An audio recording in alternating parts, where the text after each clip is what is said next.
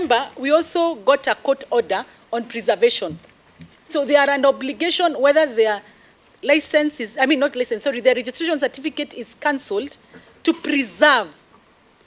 And I tell you, I say this when we create awareness to data controllers and data processors. Don't look at the Data Protection Act. It has bigger ramification in terms of reputation for organization. So anybody who wants to do business across the globe, they want to comply. You've seen what European Union has done to people who are non-compliant in terms of data protection. So it is about your reputation, in addition to the other regulatory framework that have been provided for. The question asked about the letter to Alex. When we were interacting directly, that was last year, 2020, with Worldcoin, we did not know who Worldcoin is. We got a complaint from Buzz News. That is how come then we wrote to them directly, because we then went online to then send an email and say, we've received these questions from Buzz News, which is not unusual. In fact, the practice globally, many data protection authorities learn about data protection issues online or because of journalists, which when they are playing their very important role of oversight. So we learned about him from Buzz News. That's why we wrote to them. Subsequently, they wrote to us and told us our legal representative is Bowman. So in matters data protection, deal with Bowman. And then, in terms of registration, you remember in registration under the form, it says, what is your contact details? So it's based on the information provided in the registration form that we then relied on to issue the certificate to Worldcoin Germany and Worldcoin US. It's based on the information posted on their registration certificate. And then... Are you talking about Worldcoin or Tools of Humanity? I'm sorry. Yes. I'm an honorable member, my apologies. It's Tools for Humanity. It's Tool from Humanity under the trade name Worldcoin. It's based on the information submitted to us. And my colleagues can refer me to the section. And this, which is also a part of the determination, which I did commit we will provide. The companies are listed there: TFH Corporate, State of Delaware, US, TFH Germany, Worldcoin Foundation, Cayman Island, Worldcoin Asset Limited, British Virgin Island. And this is from also their own sworn statement. The determination will be provided to the committee. And then that is that question. The question about the local agent, okay, and if we just a point of order, Chair. That sworn statement of theirs is in the documents you gave us. No, but we can be provided. Kindly provide it to us. Yes, we will also provide you. It will, you note even the places where this Worldcoin is registered. Yes. And you can easily predict where we are going. We need that, Chair. It's okay. We will provide those two documents, their sworn statement, and also the determination that we also made and shared with them 2 days ago. Also, when it comes to giving the issue around doing due diligence on their local partners, like Mukuru, Chair, on the information we give here, in as far as the registration is concerned, they were not part of the registration. So we did not, there was no reason to actually then go to who Mukuru and what kind of business they were doing with Mukuru. The OB operators, because they must demonstrate in terms of the OBS operation, what was the connection between them and the OBS of operation. That's when they gave us the OBS agreement, which is part of the documents we have given. Is there a gap? I believe it's probably one of the areas we can tighten, and we have said that if you're collecting personal sensitive data, you need to have a personal local presence. And I've said in the reform, that's one of the areas we have recommended, so that when it comes to that, then you have a physical, and one of the recommendations from the investigation team, you have a physical presence. And because you see, as the law is crafted there, if you have a contractual agreement, it may be inferred, not a requirement. But if we tighten the law and say it must happen, then that will help us in terms of the legal reform and making sure some of these things are much more stringent. And then... Chair, just yes. a moment on the same. I asked, is an orb operator a data collector?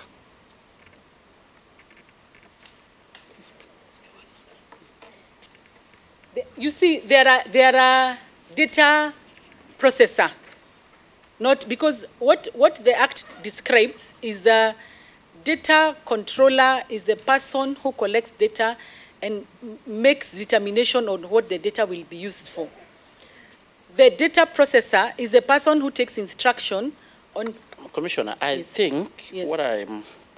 I think the member is trying to establish whether the people this tool for humanity contracted to operate the op, that, op, are they probably licensed as data controllers or processors? I think that exactly.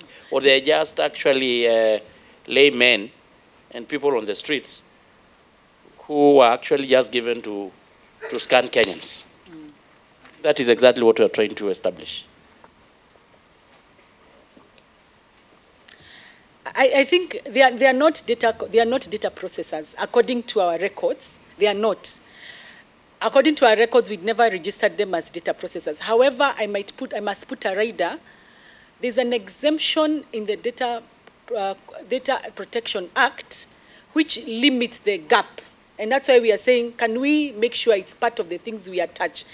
If you have employees who are less than 10 and your revenue is less than 5 million, there is no requirement for you to register with us as a data controller. And I said, some of these gaps are some of the things people might have exploited. And we are saying, let's tighten the law so that if you're collecting such sensitive data to do with Kenyans, local presence is a must. Because you see, you look for that gap and exploit it.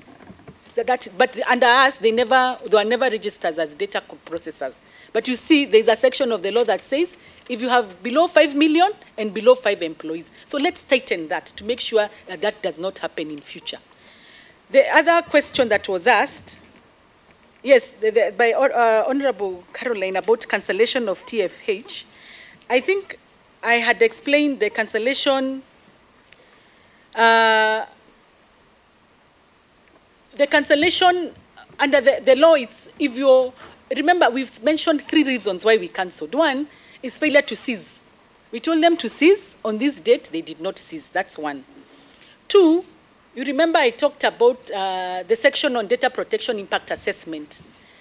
They moved from tools of humanity and transferred the data to Worldcoin. They are expected to do a DPI, they did not. That's the second reason. 3, it's the inconsistency in terms of information from their sworn statement, which we have said we'll give the committee, vis-a-vis what they put in terms of the application. These were not things known to us until after the investigation. That's why we are relying on the investigation report to cancel to cancel their certificate. It's based on the investigation report. Maybe on that again, before I give the other round and maybe the last round of members, there is, in your presentation, I can't exactly pick where it was, you had talked about a possibility of having the World app deactivated within our region. How doable is that? The reason, Chair, I smile is because we have a pending issue on digital lenders. Although that's not a conversation for here, it's a conversation that perhaps this committee may want to consider. Most apps don't reside in Kenya. And in terms of enforcement, I think the Act helps us in terms of extrajudicial. But most importantly, if there's a finding from a committee of a court of law that this must be brought, I believe the people who host this app, based on mutual agreement with those countries that host them, it's possible to bring them down. Because we discovered even where we said cease operation, they continued to collect information through the apps. But I also know from my own use of my own limited information of use of apps, if you go to Apple, for instance, there are certain services that are not available in Kenya. So it's possible to deactivate a certain region. So it's possible. With a finding, it's possible to have this conversation with the people who host those apps for them to be brought down. It's possible. Point of order, Chair and Commissioner, just to your point, because I'm also aware that, for example, if it's an active app that is only allowed in the US or, for example, Australia, and you have access to VPN, then you can also access that. And knowing the nature of Kenyans and the way we are tech savvy and we know how to go around these things, it would mean that still, if it is prohibited in Kenya and someone has access to VPN in either of these countries, then they can still be able to access it either way. So the other question is, and this comes to mind when I'm thinking of the sandbox regulation, because there's a way that that can also be enforced. So maybe this is something that you might want to take up, because it's the same issue with the porn, access to porn out there and all that. And the reason why I'm saying this is because I know, for example, a country like UAE and Morocco have been able to completely shut out access to some of these. Whether or not you have access to VPN, they've been able to completely shut out. So you might want to do case studies and see how they went around that. We have suggested, and we agree with Honorable Member, that that's absolutely important. Moving forward, that is one of the things would really recommend that this committee takes up. The Chair, I think the other question was, are Kenyans' data safe? Chair, I want to respond. The reason this office exists is to ask those questions. Is your data safe? I believe as an office, we took very proactive measure to make sure that Kenyans' data is safe. And that's why we exist, to ask those questions, those uncomfortable questions, to have that assurance. And in terms of indemnity, if we have any doubt, to fine and also cease operation. So that I want to assure, as an office, that is why we exist. That is why we exist, to make sure that that data is safe. And as an office, the reason we had pre-registration due diligence was to ask those uncomfortable questions. And even though we are 2.5 years, we believe moving forward, that can only be strengthened as an institution. I don't see Honorable Kaluma. Do I answer his question?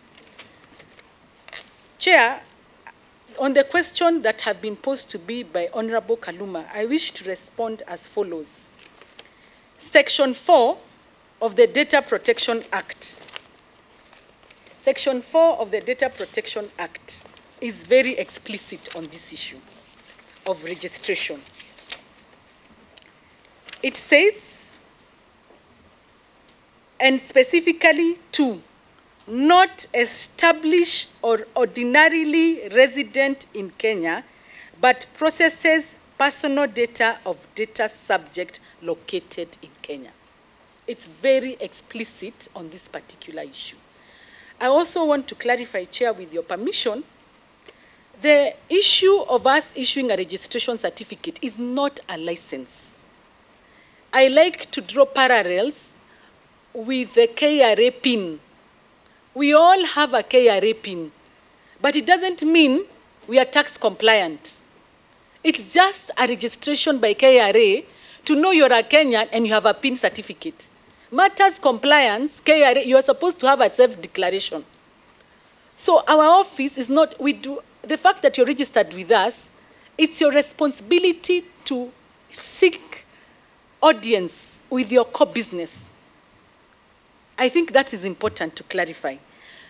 Secondly, Chair, I want to draw parallels. According to the Judicature Act, Section 3, the pyramid of laws in Kenya starts with the Kenyan Constitution. Below the Kenyan Constitution, there are legislations. They are all horizontal.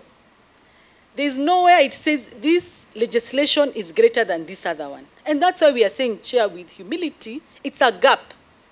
Because the Data Protection Act, Chair, if you look, it came after the Companies Act.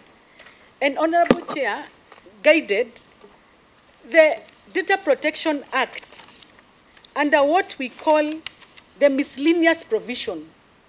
There is no one single mention of the Companies Act. Perhaps it is someone for reform. Because ordinarily, as a regulator, that's where we check to conformity. You check the miscellaneous provision. Does it say, look at this act? And thirdly, Chair, when it comes to procedures, you use a checklist. You cannot infer what is there in law. We use the checklist under Data Protection, Data Protection Registration Regulation 1. Chair, with a lot of humility, we request members, so that we don't have those kind of gaps in law, let's strengthen. His other question was, the office has a lot of mandate, why do we need more in law? Because, Chair, the primary legislation gives broad frameworks. We want to request this committee, let us be specific when it comes to the role of the data commissioner collaborating with other entities, because there are as many as the sun rises and sets. Data protection cuts across government department. We have to be very specific when it comes to matters legislation. Chair, that's why in the reform we are saying let us be specific on registration so that it's the last point of entry, not the first. When data controllers come to this country, they get authority from their primary care provider. And Chair, if you allow me to draw parallels, I come from a small town called Kosite, and there's a dispensary in that neighborhood. When I go to the clinic or I take my children, we register. But it does not mean I have seen the doctor. I still have to go and see the doctor because the core mandate of that dispensary is not registration. It is actually offering medical. If we were to infer that, as has been alluded by witnesses before here, then Safaricom, for instance, would then be a data controller, would then just collect information. But they had to go to a communication authority to get the permission to do what they are supposed to do. Beyond, the same for lawyers. We give a law firm a registration certificate as a data controller. It does not mean they can practice law in this country. They still have to go to law society. The same way, if a bank or an insurance company, they have to go to IRA, Insurance Regulatory Authority, to get their principal reason why they are doing business. Our registration certificate is to show that you're here in case we are coming to inspect you, ask you questions. That is why it's there. But you can't rely on a registration certificate to say you have permission. What is your core business? So, Chair, with humility, we ask this committee, please help us strengthen that part so that it's not misused on people not wanting to comply with other aspects of the law and relying on a loophole to be able to work. Chair, and finally, I think I've completed. Finally, what else? There was a question on what happens to Kenyans' assets and their next of kin. Chair and members, I humbly request that you have a conversation with Central Bank or in terms of what happens to this kind of assets. They might be best placed to advise. Honorable Chair, I submit and thank you very much. Thank you so much, Commissioner, for such a trial to really educate Kenyans on what all these animals called Worldcoin was. More Radio, 88.2 FM. We are in charge.